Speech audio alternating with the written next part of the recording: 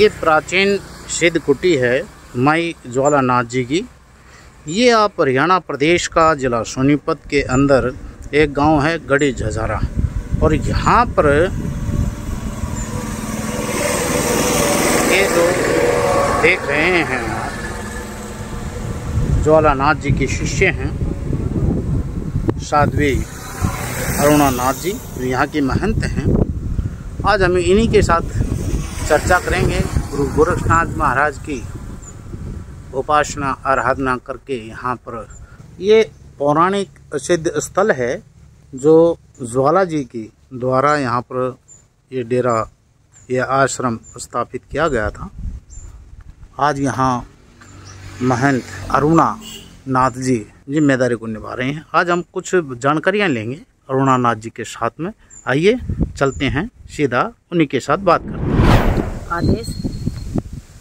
ओम गुरु जी एक ओमकार, तेरा धार, तीन लोक में जय जयकार। नाद बाजे काल भागे, ज्ञान की टोपी गोरख साजे, गले नाद पुष्पों की माला, रक्षा करे श्री शंभु जति गुरु गोरखनाथ जी महाराज वाला। चार खानी चार बाणी, चंदा सूरज पवन पानी, एको देवा सर्व सेवा, योग पाठ में वर्षों में वा, कान में कुंडल गले में नाद, कर शिव गोरख को आदेश आदेश आदेश। आपका शुभ नाम क्या है जी? साध्वी अरुणानाथ जी। अरुणानाथ जी, ये जो यहाँ पर हम डेरा देख रहे हैं काफी पौराणिक है। इसकी स्थापना किसने की थी, नाम क्या है और आप कब से? ज्वालानाथ जी ने स्थापना की थी, बाबा ब्रह्मनाथ जी उनके साथ थे, दोनों जोड़े में थे। और मैं साध्वी अरुणानाथ यहाँ कम से कम 9 साल हो गए।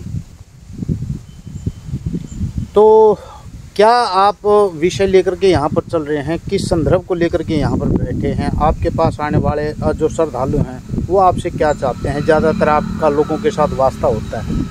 मैं सनातन धर्म को उजागर करने के लिए यहाँ बैठी हूँ। सनातन धर्म उजागर करना है, समझाना है लोगों को। सनातन धर्म से बढ़ के कुछ भी नहीं है। धर्म तो धर्म ही अपना, सनातन धर्म, और यही शिक्षा देने के लिए मैं यहाँ पर बैठी हुई हूँ। आपकी पूजा पद्धति का तरीका क्या है? बाबा गोरखनाथ की पूजा है, दोनों की पूजा है मेरी। मैं तपस्या करती हूँ, तपस्वी साध्वी अरुणानाथ कहलाती हूँ। तो तपस्या के अंदर आपने अपने जीवन का लक्ष्य क्या रखा? आज की युवा पीढ़ी जो नशे में पड़ी हुई है बहुत ज़्यादा, और नशे से दूर रहें और अपनी जिम्मेवारियों में खरे उतरें, अपने माँ बाप की प्रति पूरा अपना जो फ़र्ज़ है वो निभाएं। सनातन धर्म की तरफ से सिर्फ यही उनके लिए उद्देश्य है। साध्वी जी, आप क्योंकि कर्मकांड के ऊपर काम कर रहे हैं, गुरु गोरखनाथ महाराज इसके ऊपर क्या संदेश देते हैं? आपने इसमें क्या समझा है? आपके पास आने वाले आपसे चाहते क्या है? देखो भगत जी, कर्मकांड बहुत बड़ी चीज़ है जी, बहुत ही बड़ी चीज़ है कर्मकांड। 2 तरह के बात होती है इसमें। हम साधु हैं, हम त्याग चुके हैं सब कुछ, तो हमारे लिए कर्मकांड तपस्या हो गई और एक तरीके से त्याग हो गया। हर चीज़ का त्याग करना कर्मकांड है। एक दूसरी तरह के लोग हैं जो उनका कर्मकांड उनके माँ बाप के प्रति है, उनके घर के प्रति है, वो भी उनका कर्मकांड है। अब इसमें हम दोनों मिक्स तो नहीं कर सकते ना। हमारा कर्मकांड कुछ अलग है, उनका कर्मकांड कुछ अलग है। गुरु गोरखनाथ हमारे गुरु हैं, उन्होंने हमारे प्रति कर्मकांड जो सिखाए हैं वो यही है, भाई त्यागी बनो, हर चीज़ अपनी वेशभूषा अपने सब त्याग के चलो। हमारे लिए सिखाए हैं, एक फ़कीरी सिखाई है हमको, फ़कीरी करनी सिखाई है। तो हमारे कर्मकांड कुछ अलग है, कर्मकांड कुछ अलग है। ये जो कलयुग है, इस कलयुग के अंदर आजकल मोबाइल की काफ़ी चलन में देखने को आ रहा है। इसको लेकर के आप युवाओं को क्या कहना चाहोगे? मैं युवा पीढ़ी को एक बार फिर दोबारा दोहराना चाहती हूँ, ये एक मोबाइल है। इंसान मोबाइल बन गया है पूरी तरह से। मोबाइल कोई बेकार चीज़ नहीं है जी, अच्छी भी चीज़ है। इसमें अच्छी तरह की चीज़ भी देखी जाती है, मगर बुरी तरह की चीज़ युवा पीढ़ी बहुत ज़्यादा पकड़ता है, बहुत ज़्यादा ध्यान देता है। उसके हज़ारों करोड़ों फॉलोवर होते हैं मोबाइल के अंदर, घर में एक भी नहीं है। उसका एक भी शुभचिंतक घर के अंदर नहीं होता। माँ बाप भाई बहन से सबसे दुश्मनाई लेके चलता है। वैसे तो जाता है वो बड़ी बड़ी जगह, वीडियो बनाता है, ऑडियो बनाता है, फ्लैक्स लेता है, हर तरह की लेता है, मगर अपने घर की माँ बहन को खुश कर नहीं सकता। आज की युवा पीढ़ी के लिए यही संदेश है, मोबाइल मत बनो, उनकी सेवा करो जो घर में बैठे हुए हैं। माँ की सेवा करो, उस बहन की सेवा करो, उस माँ की सेवा जो आप वृद्धाश्रम में छोड़ देते हो। उनकी सेवा करो, उनके ही चरणों में स्वर्ग है। कहाँ उस माँ पे चलें, पहले उस माँ की सेवा कर लीजिए जो अपनी माँ घर में बैठी हुई है, अपनी पत्नी होती है, उस पत्नी के साथ अच्छा व्यवहार बना के उस माँ की सेवा उस पर भी करवाएं, ना कि उनको घर से बाहर निकाल लें। यही संदेश युवा पीढ़ी के लिए है। मोबाइल मत बनो, अच्छे से संस्कार लो। मोबाइल में अच्छे संस्कार भी आते हैं। यहाँ का जो आश्रम है, इनके कोई विशेष कार्यक्रम कब कब होते हैं, इसकी जानकारी भी हमारे दर्शकों को मिल जाए। जी भगत जी, यहाँ पर 22 जुलाई को माई ज्वालानाथ की स्मृति मनाई जाती है, उत्सव मनाया जाता है।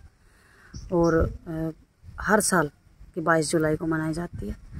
और शनिवार को यहाँ पर एक माता माई दुर्गा जी की, माई कालका की, और बड़ी अच्छी तरीके से उनकी चौकी आती है, चौकी होती है। जिनके भगत जन बहुत आते हैं, उनके भी श्रद्धालु बहुत आते हैं माई ज्वालानाथ जी के। यहाँ के संकट निवारण सब कष्ट दूर होते हैं मात्र एक धूनी विभूति से। धूनी विभूति के द्वारा वहाँ से ये संकट कटते हैं भक्तों के। कोई भी दुख दर्द हो, यहाँ निवारण होता है धूने पे। आपका जीवन अरुणानाथ जी ब्रह्मचर्य में है या गृहस्थ जीवन में है? ब्रह्मचर्य में। तो गृहस्थ जीवन आपने स्वीकार क्यों नहीं किया? नारी हैं आप, गृहस्थ। मैंने प्रेरणा ली, हाँ जी, साधु उदयनाथ जी से। अच्छा, उदयनाथ जी भी एक नारी थी। अच्छा, उदयनाथ भी नारी थी। हाँ, नाथ संप्रदाय में आती हैं उदयनाथ जी। जी। 9 नाथों में से एक नाथ जी हैं उदयनाथ जी। जी। उदयनाथ जी के भी मतलब ये कोई बच्चे तो थे नहीं, हाँ, और वो फिर भी एक नारी कहलाई, एक माँ कहलाई। जी। तो उनसे प्रेरणा नहीं, वो फिर भी साधु थी समाज में, तो हमें उससे प्रेरणा मिली है कि हम एक अपने शरीर से उत्पन्न ना कह करके और समाज की माँ है। हाँ जी। माँ तो हमको समाज भी बोलता है, तो हम उनकी भी तो माँ हैं, तो हमारे भी बच्चे हैं वो। हमें एहसास होता है इस बात का, तो पूर्णता हमें वहीं मिल जाती है। अच्छा, उदयनाथ जी से हमारी प्रेरणा पूरी हुई है।